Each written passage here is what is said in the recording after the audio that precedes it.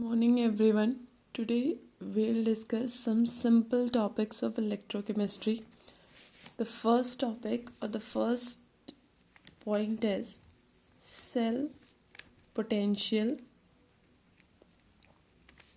or EMF of the cell.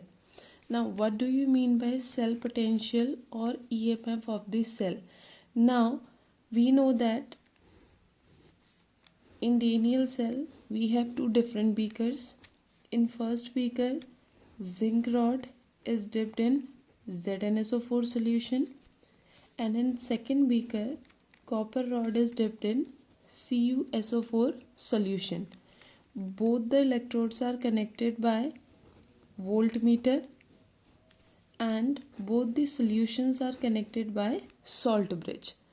Now because यहाँ पे आपका कॉन्टिन्यूसली ZnSO4 का कॉन्सेंट्रेशन चेंज होता है, ZnSO4 के कॉन्सेंट्रेशन चेंज होने की वजह से इलेक्ट्रोड और आयंस के कॉन्सेंट्रेशन में चेंज होता है, जिससे इलेक्ट्रॉन्स जो आपका इलेक्ट्रोड है, इलेक्ट्रोड में क्या जनरेट होता है, चार्ज जनरेट होता है.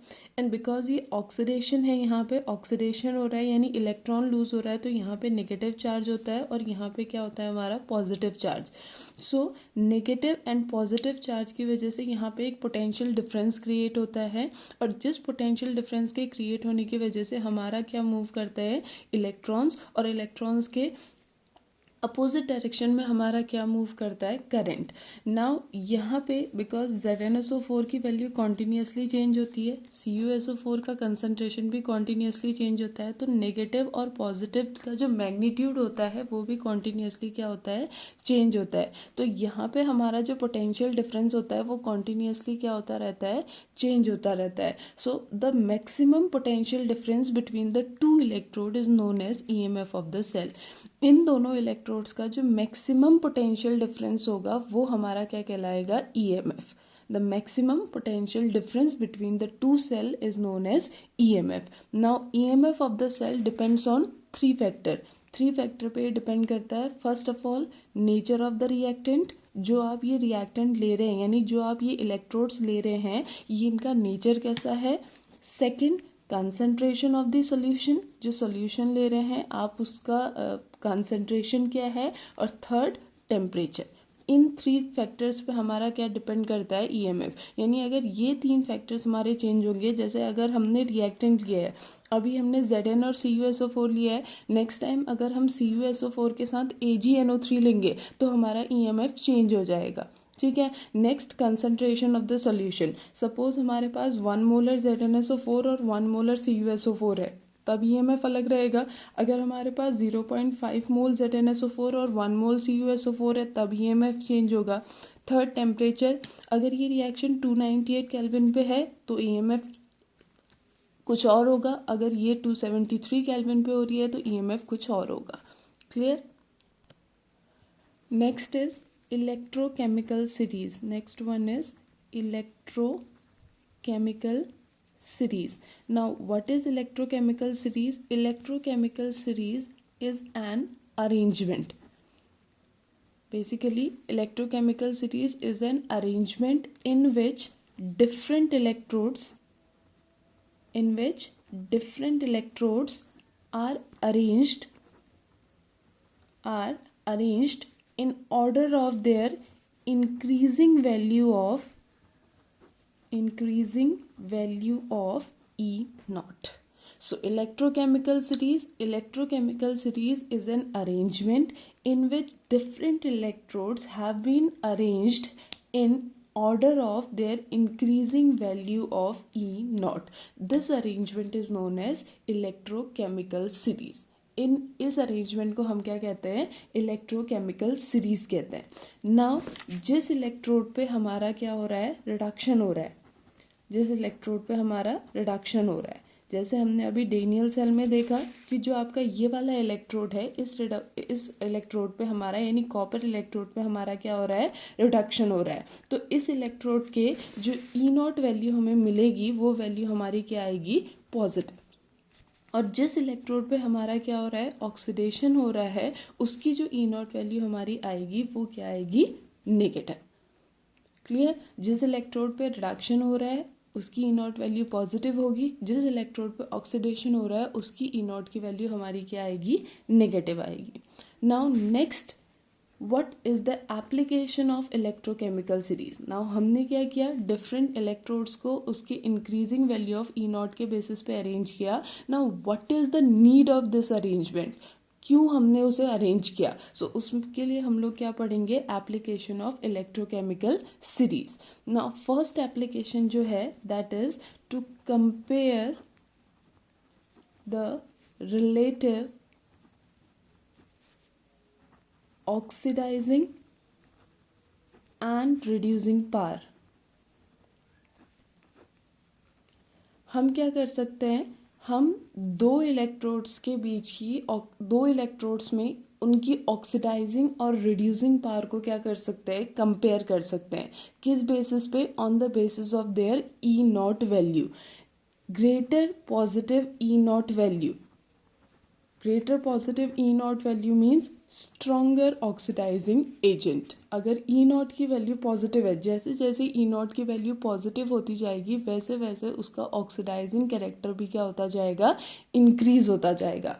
Greater negative E naught value means stronger reducing agent. जैसे जैसे ई नॉट की वैल्यू हमारी नेगेटिव होती जाएगी वैसे वैसे उसका रिड्यूसिंग कैरेक्टर भी क्या होता जाएगा, इंक्रीज होता जाएगा.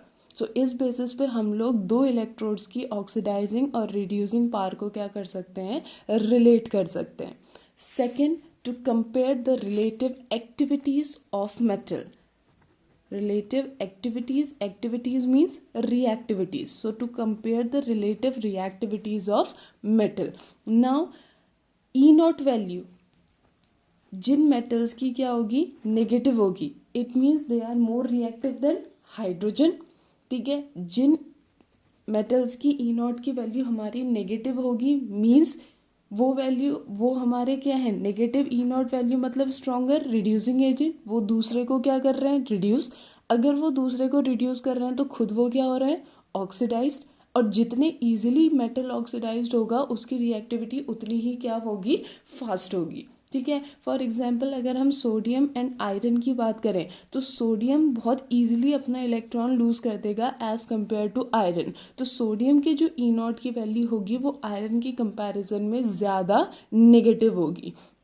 मीन्स जिन मेटल्स की ई नॉट की वैल्यू नेगेटिव होगी वो एज अ रिड्यूसिंग एजेंट काम करेंगे. अगर वो एज अ रिड्यूसिंग एजेंट काम करेंगे तो वो बहुत इजीली ऑक्सीडाइज्ड हो जाएंगे. इजीली ऑक्सीडाइज मीन्स वो बहुत इजी इलेक्ट्रॉन को लूज करेंगे एंड इलेक्ट्रॉन को मेटल जितना इजीली लूज करेगा वो मेटल उतना ही रिएक्टिव होगा. Now next application is to calculate the standard EMF of the galvanic cell. Now by knowing the E naught value of both the half cell, oxidation half cell and reduction half cell, we can able to calculate the total EMF of the cell by the formula E naught equals to E cathode minus E anode. ठीक है, E cathode minus E anode. and why it is standard EMF, because ये जो EMF हम लोग calculate कर रहे हैं ये स्टैंडर्ड टेम्परेचर एंड प्रेशर की कंडीशन पे कैलकुलेट कर रहे हैं. नाउ यहाँ पे दो टर्म्स हमें पता होने चाहिए, उनका मीनिंग क्या है. First of all E not M N positive oblique M and second E not M oblique M N positive. Now कहीं पे भी अगर आपकी बुक में ये लिखा है इसका मतलब है standard reduction potential, because in this M N positive get converted into M.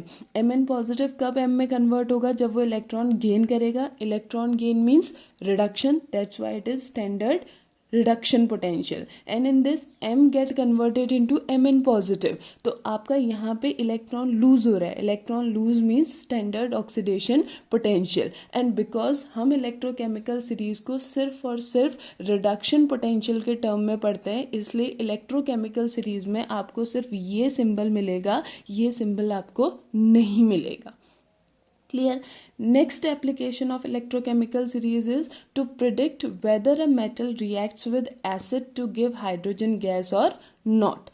Now जितने metals की E naught value नेगेटिव है it means they are more reactive than hydrogen. And if a metal is more reactive than hydrogen, हम पहले से पढ़ते आ रहे हैं that it can able to liberate hydrogen gas, because वो electron देगा, metal electron देगा, हाइड्रोजन इलेक्ट्रॉन लेगा and itself get converted into H2 gas. So जितने मेटल्स की वैल्यू नेगेटिव हैं, they all are more reactive than hydrogen, and if they are more reactive than hydrogen they can able to liberate hydrogen gas.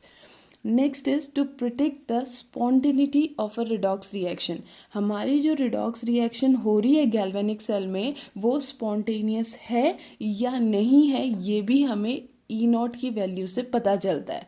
ठीक है, यानी basically electrochemical series से पता चलता है.